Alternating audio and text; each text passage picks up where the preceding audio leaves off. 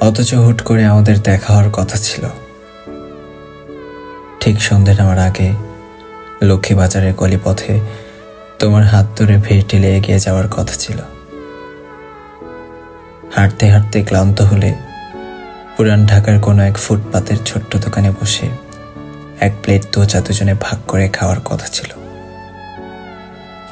কথা ছিল মামার দোকানে ধোয়া ওঠা এক কাপ চায়ের ঘ্রাণে আমাদের হারিয়ে যাওয়ার। কিন্তু হয়নি কিছুই। তোমার চোখে চোখ রাখা তো দূর, সেই মুহূর্তগুলো এ জন্মে যেন চির অধরা। আমাদের কিছুই হয়নি।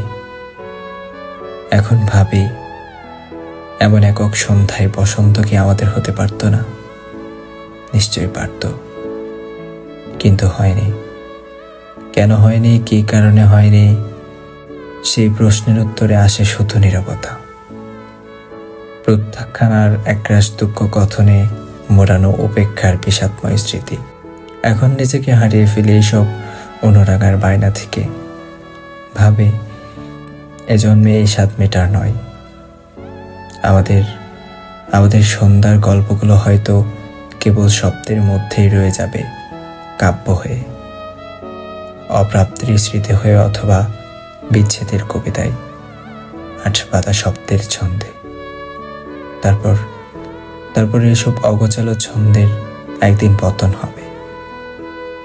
আমিও ঝরে পড়া নক্ষত্রের মতো মিশে যাব অন্তহীন শূন্যতার অতল গহরে।